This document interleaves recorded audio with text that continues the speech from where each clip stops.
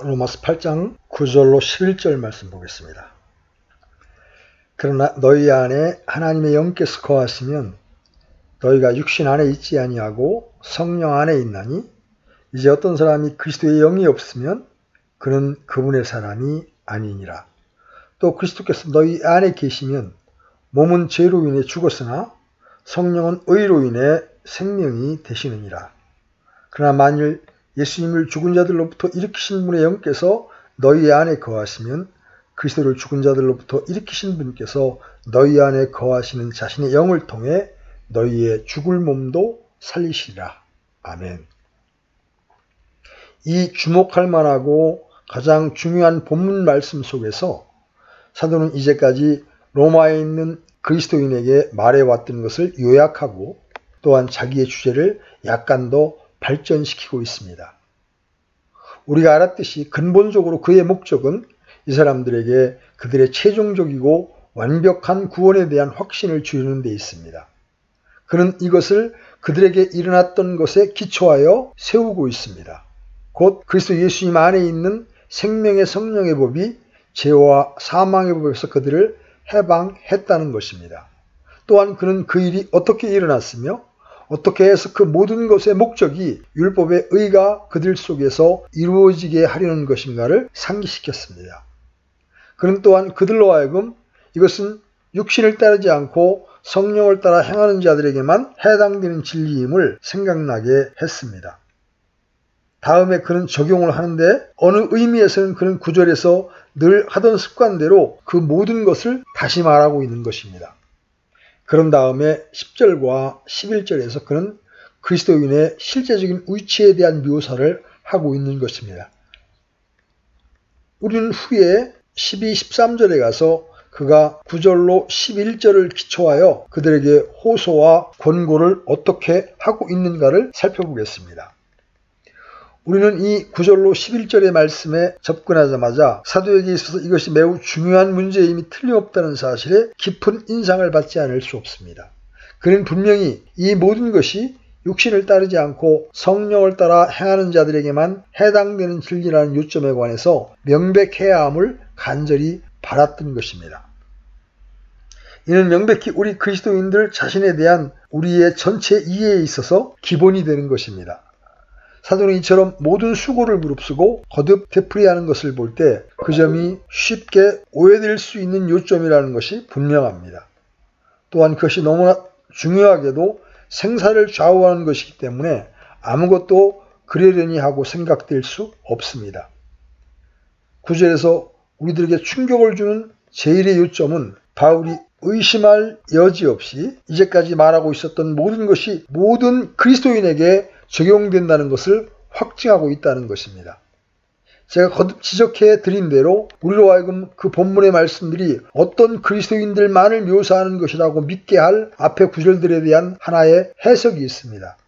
말하자면 7장에서 8장으로 넘어간 그리스도인들만을 말한다고 생각하게 할 구절들에 대한 해석이 있다는 것입니다. 이처럼 사도가 여기서 우리에게 말하는 모든 것은 모든 그리스도인들에게 해당되는 진리임을 우리는 강조해 왔습니다. 9절은 그 문제에 대하여 모든 의심을 지워버립니다. 8절에서 우리는 그런즉 이와 같이 육신 안에 있는 자들은 하나님을 기쁘게 할 수 없느니라는 말씀을 봅니다. 그 다음 9절에서는 그러나 너희는 육신 안에 있지 아니하다고 했으며 그런 다음에 그 점을 이중적으로 확실하게 하기 위해서 그는 9절 끝에 이 결정적인 진술을 첨가합니다. 이제 어떤 사람에게 그리스도의 영이 없으면 그는 그분의 사람이 아니니라. 그는 전혀 그리스도인이 아닙니다. 어떤 사람이 그리스도의 영이 없으면 그는 정말로 그리스도인이 아닙니다. 많은 사람들은 너희 안에 하나님의 영께서 거하시면 이라는 표현에 대하여 지나치게 고민을 합니다. 그러나 그 표현은 그 사람 속에 그리스도의 영이 없으면 전혀 그리스도인이 아니라는 진리를 강조하는 매우 강력한 방식입니다. 바꿔 말하면 어느 사람이 그리스도인이라면 성령이 필연적으로 그 안에 있다는 것입니다.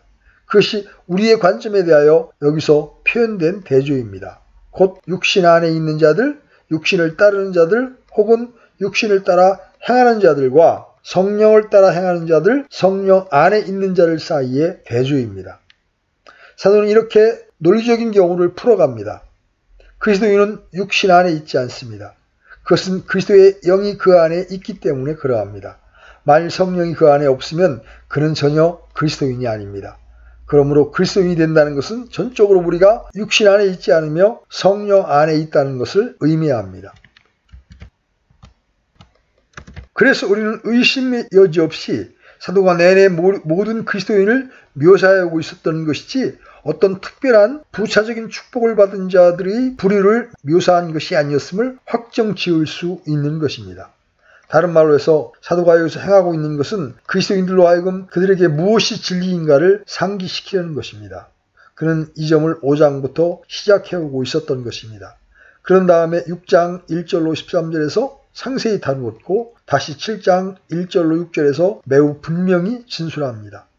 그리스도의 영을 가진다는 것은 여러분이 그리스도인이라는 것을 의미하며 그리스도인이 되었다는 것은 그리스도의 영을 모시고 있다는 것을 의미합니다. 여기에 종종 논란이 되는 경우가 많기 때문에 우리가 반드시 다뤄야 하는 또 다른 문제가 있습니다. 사도가 여기서 영에 대해서 사용하는 용어에 대해서 알아봅시다. 그러나 너희 안에 하나님의 영께서 거하시면 너희가 육신 안에 있지 아니하고 성령 안에 있나니 이제 어떤 사람에게 그리스도의 영이 없으면 그는 그분의 사람이 아니니라. 우리는 성령, 하나님의 영, 그리스도의 영을 모시고 있습니다. 이처럼 용어상의 여러 가지 다양성은 무슨 의미가 있습니까? 오직 한 가지 결론밖에 나지 않는데 곧 이 용어들은 상호 교차되어 사용될 수 있는 것들이라는 것입니다. 그 말 모두는 정확히 같은 의미를 전달합니다. 각 경우의 사도는 성령, 복되신 삼위일체의 제3위를 가리키고 있습니다. 바울은 그분을 성령이라고도 하고 하나님의 영이라고도 하며 그리스도의 영이라고도 합니다. 그는 또한 다른 곳에서도 같은 과정을 따릅니다. 그러므로 혼동을 해서는 안 됩니다. 하지만 몇몇 사람들은 그러나 어째서 여기서 용어를 다르게들 썼는가 라고 고집을 피웁니다. 어떤 이들은 그리스도의 영이 있다는 것을 단순히 그리스도의 사고방식이나 그리스도의 마음을 가지고 있다는 것에 불과하지 우리 속에 성령이 계시다고 하는 의미는 아니라고 주장했습니다. 그러나 그것이 성령을 의미하는 것은 확실합니다. 어떤 때는 이 용어를 다른 때는 다른 용어를 사용함으로써 사도는 분명히 이 세 용어들이 동의어이며 모든 경우에서 성령을 가리킨다고 지적하고 있는 것입니다. 그러면 어째서 그가 이러한 구별을 했을까요? 이것은 어려운 문제입니다. 그리고 크게 논란이 되는 문제입니다. 분명한 것은 그것이 가르치는 바는 삼위일체의 교리라는 것입니다.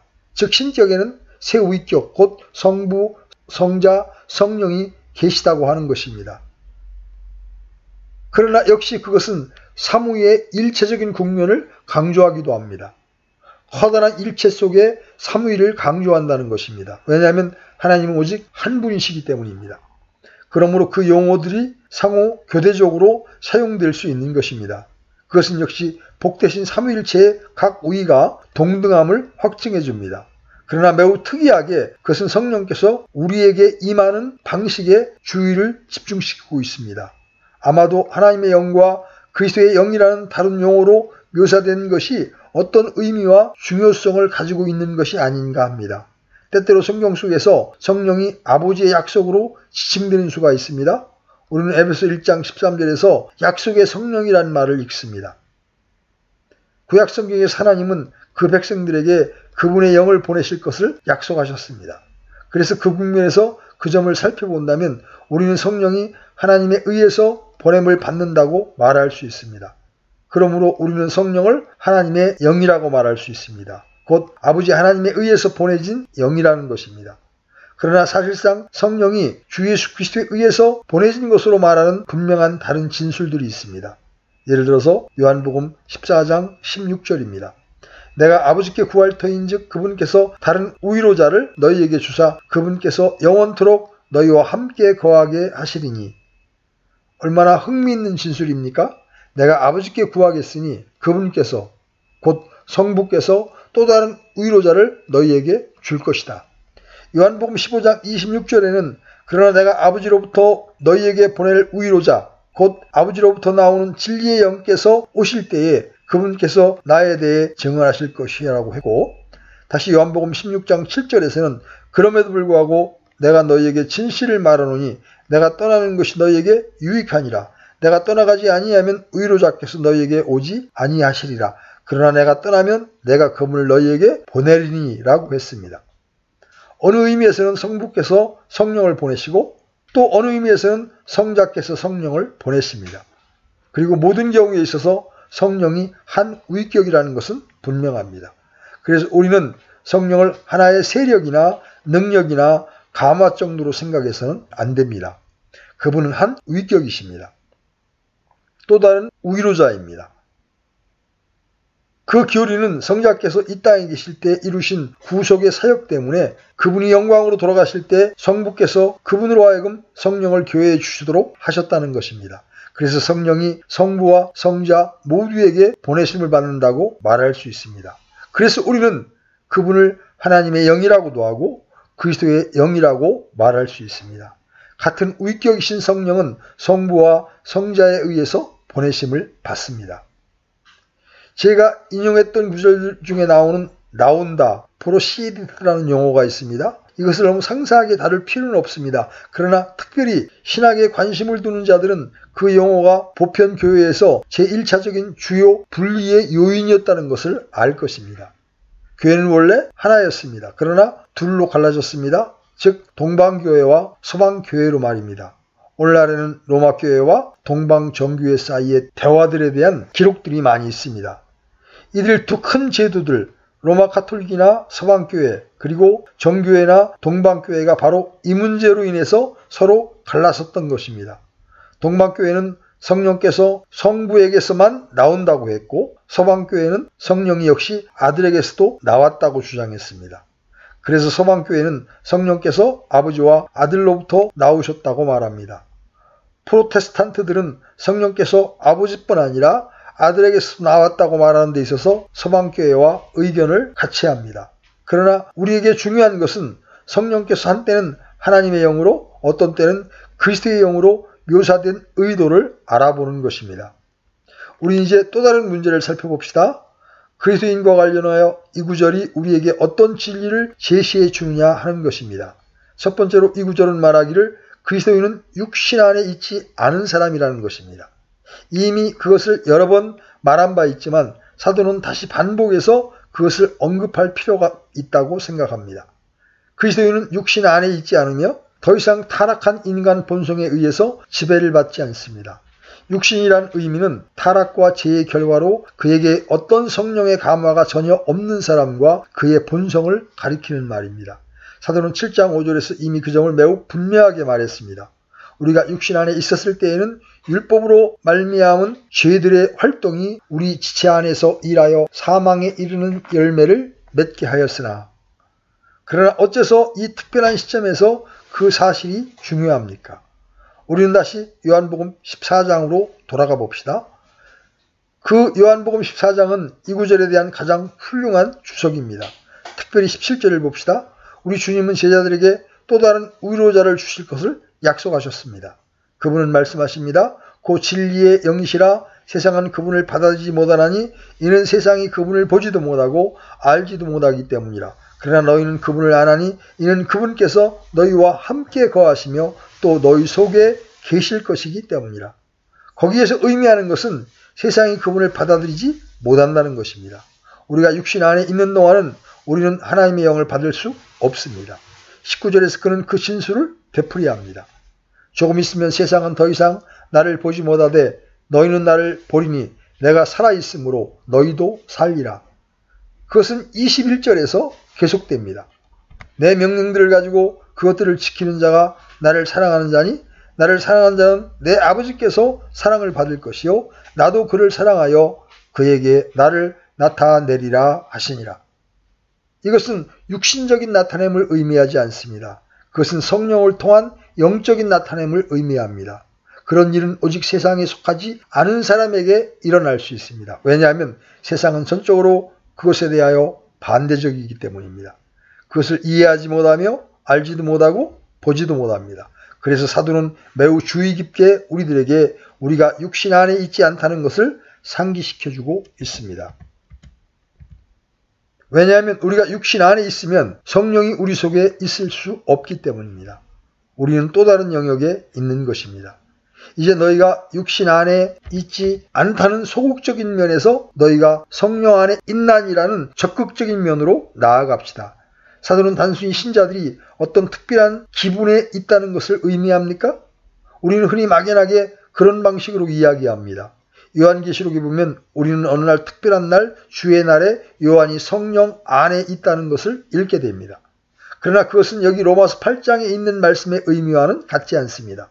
우리는 어떤 사람이 나쁘게 설교하고 있을 수 있거나 그가 성령 안에서 설교할 수 있을 수 있다고 말합니다. 또는 성령과 능력의 나타남으로 설교하고 있다고 말할 수 있습니다. 그러나 역시 여기서 말하는 의미와 그런 경우들과는 의미가 같지 않습니다.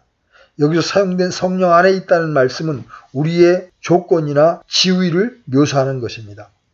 그 말은 육신 안에 있다는 것의 정반대를 의미합니다. 우리는 그것을 이렇게 진술합니다. 우리가 어떤 사람이 육신 안에 있다고 할 때 그것이 죄에 빠진 그리스도인을 가리키는 말은 아닙니다. 그리스도인이 아무리 죄를 많이 짓는다 할지라도 그는 다시 육신 안으로 되돌아가는 일은 결코 없습니다. 육신 안에 있다는 것은 하나의 지위요 조건입니다. 그리스도인은 더 이상 그런 지위에 있지 않습니다. 그의 처지가 어떠하다 할지라도 그는 그리로 돌아가지 않습니다. 성령 안에 있다는 말 또한 하나의 조건을 지시합니다. 그 말은 그리스도인이 새로운 영역에 있다는 것을 의미합니다. 그는 전에 육신의 영역에서 살고 있었습니다. 그는 이제 영의 영역에서 살아가고 있습니다. 성령이 그를 주관하고 그를 인도하고 있습니다. 그는 성령 안에서 행하고 있습니다. 그는 성령을 따라 행하고 있습니다. 이것은 회심할 때 일어나는 크고 심오한 변화입니다. 그것은 어떤 사람이 단지 그 신념을 바꾼 것에 불과하지 않습니다. 그렇습니다. 그는 육신의 영역에 있었습니다. 그러나 이제 그는 성령의 영역에 있습니다. 그는 전에 육신의 지배와 통제를 받고 있었습니다. 바울은 에베소 2장 2절에서 그 점을 이렇게 묘사하고 있습니다. 지나간 때에는 너희가 그것들 가운데에서 이 세상의 행로를 따라 걸으며 그러나 그리스도인은 이 세상에 살지만 이 세상의 행로를 따라 행하고 있지는 않습니다. 그는 이제 성령에 의해 지배를 받고 복종받는 영역에 있습니다. 그는 성령 안에 있습니다. 혹은 로마서 5장 1절에서 그는 은혜의 굴림으로 표현했습니다. 은혜의 굴림은 성령의 왕노릇입니다. 그것은 그리스도 예수님 안에 있는 생명의 성령의 법입니다. 그것은 그리스도인이 속한 영역입니다. 저는 더 이상 죄와 사망의 법 아래 있지 않습니다. 그러나 이 새로운 법, 그리스도 예수님 안에 있는 생명의 성령의 법 아래 있습니다. 그래서 사도는 그리스도인이 육신 안에 있지 않다고 말하는 것입니다. 적극적으로 그는 성령 안에 있습니다. 그러나 그는 더욱 놀랍고 기이한 것을 향해 나아갑니다. 그리스도인이 성령 안에 있을 뿐 아니라 성령이 그 안에 있다는 것입니다. 그러나 너희 안에 하나님의 영께서 거하시면 너희가 육신 안에 있지 아니하고 성령 안에 있나니. 다른 말로 거한다는 말과 동의어입니다. 누구든지 그리스도의 영이 없으면 그리스도의 사람이 아니니라. 거한다는 것은 어떤 집처럼 어떤 특별한 곳에서 산다는 것을 말합니다. 그래서 사도는 하나님의 영이 그리스도인 안에 거하기를 마치 어떤 사람이 어떤 특별한 장소나 가정 혹은 집에서 살거나 거주하는 것 같이 하신다고 말하고 있는 것입니다. 그것은 모든 그리스도인에게 해당되는 진리입니다. 바울 사도에 의한 이와 같은 또 다른 진술을 생각해 봅시다. 그는 고린도전서 6장 19절에서 이렇게 말합니다. 도대체 무슨 말이냐? 너희 몸이 너희가 하나님에게서 받은 바 너희 안에 계신 성령님의 전인 줄을 너희가 알지 못하느냐? 너희는 너희 자신의 것이 아니니. 여기에서도 거주의 개념이 채용되고 있습니다. 에베소 2장 끝에서도 같은 것이 발견됩니다. 그분 안에서 너희도 성령을 통해 하나님의 초소로 함께 세워져 있느니라. 또한 디모데후서 1장 14절에서도 우리 안에 거하시는 성령님을 의지하여 내게 맡겨진 그 선한 것을 지키라고 했습니다. 그 다음에 로마서 8장 10절에서 사도가 또 그리스도께서 너희 안에 계시면이라고 말하고 있음을 주목하십시오. 그 진리는 요한복음 14장 23절에서 더욱더 명백히 나타나 있습니다. 예수님께서 그에게 대답하여 이르시되 사람이 나를 사랑하면 내 말들을 지키리니 내 아버지께서 그를 사랑하실 것이요 우리가 그에게 가서 우리의 거처가 그와 함께 있게 하리라. 거처를 삼는다는 말은 그와 함께 가정을 이루리라는 말입니다. 이것은 우리가 만나는 진리 가운데 가장 놀라운 진술들 가운데 하나입니다. 이것이 의미하는 바는 성령께서 우리 안에 거하시기 때문에 또한 우리 주 예수 그리스도께서 우리 안에 거하신다고 말하는 것이나 또한 아버지께서 우리 안에 계신다고 말하는 것이 진리라는 것입니다.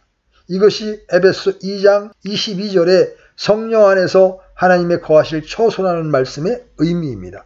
그것은 분명히 교회 안에 있는 모든 사람들을 가리킴이 분명합니다. 여기서 사도는 그것을 단수로 표현하고 있습니다. 그러므로 그것은 모든 그리스도인에게 해당되는 진리입니다. 이것은 궁극적인 교리이며 기독교 구원 교리의 최고봉입니다. 우리는 이것을 이해할 수 있습니까? 그것에 대한 제가 이해할 수 있는 한에서 가장 근접한 이해는 이것입니다. 열쇠는 에베소 3장 16절 17절에 있습니다. 사도는 그가 하나님께 이렇게 기도하고 있노라고 말합니다. 그분께서 자신의 영광의 풍성함에 따라 자신의 영을 통해 속사람이 능력으로 강건하게 됨을 너희에게 허락하시며 믿음을 통해 그리스도께서 너희 마음속에 거하게 하시고 또 너희가 사랑 안에서 뿌리를 내리고 터를 잡아. 성령께서는 우리에게 들어오셔서 우리 속사람 안에서 소위 강건케 하는 이러한 기능을 행하십니다. 어떤 의도를 가지고 하십니까? 주 예수 그리스도께서 우리 마음에 오셔서 거처를 정하시고 사시기 위해서입니다. 우리가 태어난 그대로 있다면 그분을 닫을 수 없습니다. 우리는 준비될 필요가 있으며 강건해질 필요가 있습니다. 이것은 때로 우리가 옛 건물들에 관련된 것을 보았던 것과 유사합니다. 그 건물들은 마디가 연결되고 서로 연락하고 지붕을 받치고 있기 위하여 기둥들이 세워져 있습니다. 우리는 그것을 이렇게 표현할 수 있습니다. 자신의 영을 통해 속사람이 능력으로 강건하게 됨을 너희에게 허락하시며 믿음을 통해 그리스도께서 너희 마음속에 거하게 하시고 그러나 그리스도는 아버지 안에 있습니다. 그래서 그리스도께서 오실 때에 아버지께서 오십니다. 내가 너희 안에 아버지께서 내 안에 계셔. 이것은 가장 놀라운 교훈을 이해하는 길입니다. 아버지의 영이 신자 속에 거하십니다. 복되신 성삼위 곧 성부, 성자, 성령이 일체이기 때문에 성령으로 말미암아 우리 속에 아버지 하나님과 성자 하나님이 함께 거하시고 포함되신 것입니다. 이것은 마음을 당황케 하고 심지어 상상조차 어지럽게 합니다. 그러나 저는 이것이 우리 모든 그리스도인들에게 해당되는 진리임을 끊임없이 되풀이함으로써 강조하고 싶습니다. 그리스도인이 되는 특권, 어떤 것이 그보다 더 높고 크다고 상상할 수 있겠습니까? 우리만 그리스도 안에 있는 것이 아닙니다. 그리스도도 우리 안에 계십니다. 내가 그리스도와 함께 십자가에 못 박혀 있으나 그럼에도 불구하고 사노라. 그러나 내가 아니요 그리스도께서 내 안에 사시느니라. 나는 지금 내가 육체 안에서 사는 삶을 나를 사랑하사 나를 위해 자신을 주신 하나님의 아들의 믿음으로 사노라. 그리스도인이 된다는 것과 비교할 수 있는 것이 피조 세계 속에는 없습니다. 세상이 여러분을 비웃을지 모릅니다. 또한 경멸할 수도 있습니다.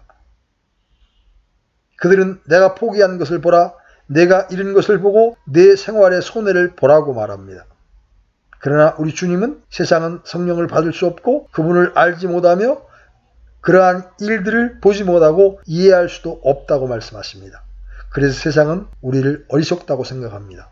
세상은 그를 알지도 못했고 거절했습니다. 그리고 그분을 십자가에 못 박았습니다. 그리고 비그리스도인의 경우에 있어서 진정한 비극은 그가 우리가 누리는 특권들에 대해서 아무것도 모른다는 것입니다. 만일 여러분이 그리스도인이라면 하나님과 그리스도의 영, 복되신 성령께서 여러분 속에 거하고 계실 것입니다. 여러분이 거기에 계시기 때문에 성부와 성자께서 역시 여러분 속에 거하시는 것입니다. 그래서 우리는 요한계시록 3장 20절의 의미를 이해하기 시작하는 것입니다. 그리스도께서 여러분 속에 계십니다. 그러나 또 다른 의미에서 그리스도께서는 문 밖에 서서 문을 두드리며 사실상 이렇게 말씀하고 계실지 모릅니다.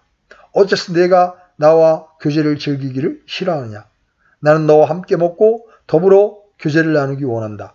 그분께서 그런 식으로 말씀하시는 것은 그분이 이미 거기에 계시기 때문입니다. 이것은 무엇이 우리에게 해당되는 진리이고 가능한 것인가를 깨닫게 하는 주님의 호소 방식입니다. 우리는 그리스도인들로서의 우리 자신들을 이런 식으로 생각합니까? 마귀가 여러분을 공격할 때, 그리고 와서는 여러분을 침체시키려고 할 때, 또한 여러분이 피곤하고 지쳐 있을 때, 그리고 여러분이 핍박을 받고 모든 것이 여러분에게 대항할 때, 그리고 여러분이 그리스도인이 되는 것에 그렇게 많은 중요성이 있느냐는 것에 회의를 느끼기 시작할 때 해결책은 이러합니다. 여러분 속에서 살고 있는 이가 누구인가를 기억하시기만 하십시오. 여러분 안에 거처를 삼고 계신 분을 기억하십시오. 여러분이 죄의 유혹을 받을 때 여러분의 몸이 성령에 전인 것을 기억하십시오. 우리는 이러한 문제들을 너무나 소극적으로만 접근했습니다. 그런 이유에서 우리는 그처럼 자주 실패했던 것입니다. 사람들이 내게 와서 말하기를 나는 이 죄에서 나를 구해달라고 하나님께 기도하고 있어요 라고 합니다. 그러나 사실상 그들이 필요로 하는 것은 성령이 자기들의 마음속에 거하고 있다는 것을 깨닫는 것입니다. 그것이 마귀를 대하는 방식입니다. 우리는 소극적이게 되지 말아야 합니다. 단순히 구원해달라고 기도만 해서는 안 됩니다. 누가 우리 몸에 살고 계신가를 기억하십시오. 그러면 그 몸을 남용하고 잘못 사용하는 것이 어렵다는 것을 알게 될 것입니다. 이런 문제를 더욱더 생각해 봅시다. 그리고 숙고하고 그런 일들로 시간을 많이 보냅시다. 매일 그러한 일들을 상기합시다. 그것이 확신과 그리스도인의 삶을 즐기는 참된 비밀이요 넉넉히 이기며 하나님께서 우리들을 사용하시어 다른 사람들과 유사한 지식과 유사한 특권에 이끌어갈 수 있는 비결입니다. 그리스도인에 대해서 말하는 다음 문제는 그가 그리스도께 속해 있다는 것입니다. 누구든지 그리스도의 영이 없으면 그리스도의 사람이 아니니라. 누구든지 그리스도의 영이 없으면 그는 그리스도께 속해 있지 않습니다. 그리스도의 사람이 아니니라. 그것은 소유를 나타내는 소유격입니다. 만일 그리스도의 영이 없으면 그리스도께서는 그런 사람을 소유하지 않습니다. 이것을 적극적으로 나타내서 그리스도의 영이 어떤 사람에게 있으면 그리스도는 그를 소유하시고 그는 그리스도께 속해 있습니다. 사도는 그 점을 다른 곳에서도 말합니다. 우리는 이미 고린도전서 6장 19절에서 그것을 보았습니다. 거기서 사도는 고린도 신자들에게 그들의 몸이 그들 속에 계신 성령의 전이라는 것을 상기시키고 있습니다. 바울은 계속해서 말합니다. 도대체 무슨 말이냐? 너희 몸이 너희가 하나님께서 받은 바 너희 안에 계신 성령님의 전인 줄을 너희가 알지 못하느냐? 너희는 너희 자신의 것이 아니니 주께서 값을 치르고 너희를 사셨느니라. 사도 요한 역시 그리스도인을 이런 식으로 묘사합니다. 그는 그리스도인들은 그리스도께 속한 자들이며 하나님 아버지께서 그리스도께 주셨던 사람들이라고 말합니다. 그들은 본래 아버지의 것이었는데 아버지께서 그들을 내게 주셨으며 그분은 아버지와 함께 그들의 변호자셨으며 그들의 송사를 변호하고 중보하십니다. 그분은 아버지 앞에서 믿는 자들을 대신하여 중재하는 대제사장이십니다. 우리가 누리는 모든 복과 은혜들은 우리가 그리스도께 속해 있기 때문에 온 것입니다. 우리는 7장 4절에서 우리 믿는 자들이 그리스도와 결혼하였다는 비유를 대하게 되는데 바로 이와 같은 것입니다. 남편은 그런 의미에서 아내를 소유합니다. 우리는 그분의 백성이고 그분의 양떼입니다. 이 모든 개념들과 용어들은 같은 개념을 함축하고 있습니다. 우리가 주 예수 그리스도께 속해 있다는 것을 인식하는 것보다 더 놀라운 것은 없습니다. 또한 우리가 그분께 속해 있기 때문에 아무것도 우리를 그 손에서 빼앗아갈 수 없습니다. 같은 이유에서 사도는 이 위대한 장 끝에서 이렇게 말할 수 있었던 것입니다. 내가 확신하노니 사망이나 생명이나 천사들이나 정사들이나 권능들이나 현재 있는 것들이나 장래 있을 것들이나 높음이나 깊음이나 다른 어떤 창조물이라도 능히 우리를 그리스도 예수 우리 주 안에 있는 하나님의 사랑에서 떼어놓지 못하리라. 우리는 그분께 속해 있고 우리가 그분께 속해 있기 때문에 그분께서 우리 속에서 시작하신 일을 계속 이루어 나가실 것입니다. 결코 중단하지 않고 실패하지 않을 것입니다. 저는 이 모든 것을 실제적인 방면에 적용시켜 보겠습니다. 우리가 숙고해온 모든 일들은 우리가 자신들에게 적용시킬 수 있는 시금석입니다. 내가 그리스도의 영, 하나님의 영이 내 안에 살아 계시다는 것을 어떻게 알 수 있습니까? 내가 그리스도인지 아닌지 아는 궁극적인 시금석이 여기 있습니다. 누구든지 그리스도의 영이 없으면 그리스도의 사람이 아니니라. 누구든지 그리스도의 영이 있으면 그는 그리스도의 사람입니다. 내가 그리스도의 영을 가졌습니까? 그리스도의 영이 내 안에 거하십니까? 내가 어떻게 알 수 있습니까? 이것은 신앙 고백보다 훨씬 더 중요한 시금석입니다. 물론 우리는 신앙 고백을 해야 합니다. 또한 우리가 믿는 바를 말해야 합니다. 우리는 그것이 단지 지적인 승인 같은 것임을 압니다. 그러나 여기서 우리는 훨씬 더 철저한 시금석을 가집니다. 어떤 사람이 항상 나는 믿었습니다라고 말할 수 있습니다. 그러나 문제는 그 안에 그리스도의 영이 있느냐 하는 것입니다. 그가 교인이냐, 어떤 나라에 태어났느냐, 신앙 고백을 했느냐, 어떤 존재들에 대한 신념을 가지고 지적으로 찬동했느냐가 시금석이 아닙니다. 또한 행위와 공덕이 시금석이 아닙니다. 여러분 속에 그리스도의 영이 있느냐가 문제입니다. 그러나 사도는 실제로 무엇을 의미합니까? 여기서 불행히도 우리는 소극적인 면을 한 번 더 강조해야 할 필요가 있습니다. 그리스도의 영을 가졌다는 것이 무엇이냐 하는 것입니다. 어떤 이는 그리스도의 영을 가진다는 것은 그리스도를 닮은 사람이 되는 것을 의미한다고 주장합니다. 그리스도의 영을 붙잡는다는 문구가 자주 사용됩니다. 사람들은 우리가 그리스도의 영을 붙잡을 필요가 있다고 합니다. 다른 말로 해서 신약 성경이 그분에 대해서 하는 말이 그렇다는 것입니다. 그래서 그분의 영을 붙잡으라는 것입니다. 우리가 어떤 위대한 사람의 전기를 읽을 때 그들은 우리들에게 말하기를 우리는 언제나 그분의 정신을 포착하려고 노력해야 한다는 것입니다. 어린아이들은 위대한 사람들이요 시대의 영웅들이라는 말을 듣습니다. 소망은 그리스도인이 이러한 어린아이들의 정신을 붙잡는 것이 소망일 것이라고 말합니다. 그 개념은 여러분이 어떻게 했든 그것을 붙잡고 섭취하라는 것입니다. 그것은 여러분이 한 영웅의 관점을 포착하고 그의 교훈을 부여잡아서 그의 사례를 모방하는 데까지 나아가 그와 같이 살려고 노력하는 것을 의미합니다. 그리고 그들은 말하기를 그리스도께서 영웅일 때 만일 여러분이 그렇게 하면 여러분은 여러분 속에 그리스도의 영을 얻은 것이라고 주장하는 것입니다. 그리스도의 영을 가졌다는 개념은 어떤 매우 이상하고 별스러운 결과들을 가져옵니다. 저는 점점 이것이 우리가 오늘날 기독교 신앙을 위해서 싸워야 하는 가장 큰 전투 중에 하나라는 확신이 듭니다. 우리는 사람들이 자기들은 그리스도인들임을 스스로 부인하는 자들을 그리스도인들로 추켜 세우고 초항하는 세대에 살아가고 있기 때문입니다. 저는 흔히 인도의 지도자 간디가 그리스도인이었다는 것을 증거하기 위해서 그리스도의 영을 소유한이라는 문구를 사용하는 것을 듣습니다. 그들은 말합니다. 그 사람의 삶을 보라. 그는 가난한 삶을 살았고 세상을 버리고 즐거움을 버리고 가난한 자들을 돕기 위해서 자신을 주었던 사람이요. 그들과 함께 먹고 그들처럼 입고 군대와 전쟁을 경멸했다. 그는 평화주의자였으며 무저항주의를 믿었다. 그들은 말하기를 그것이 그리스도의 영이다. 간디는 가장 그리스도를 닮은 삶을 살았다고 하며 그리고 어떤 이들은 심지어 그는 20세기 중에서 가장 훌륭한 그리스도인이었다고 주장하기까지 합니다. 그러나 간디는 정직한 사람이었지만 기독교를 공개적으로 반대했습니다. 그는 그가 그리스도인이 아니라고 힌두교를 추종한다고 말했습니다. 그런데도 어리석은 사람들, 곧 그리스도인들이라고 자처하는 사람들은 그리스도의 영을 가진다는 뜻을 모르고 간디가 탁월하게 훌륭한 그리스도인이었다고 주장합니다. 그들은 말하기를 그가 당신들이 믿는 교리를 믿지 않았다는 것이 무슨 문제인가? 그의 삶을 보라. 이렇게 말합니다.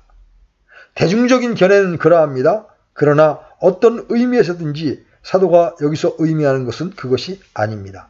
실로 그것은 그가 의미하는 것과 정확히 반대됩니다. 그것은 여러분이 그리스도의 영을 붙잡으라는 것을 의미하지 않습니다.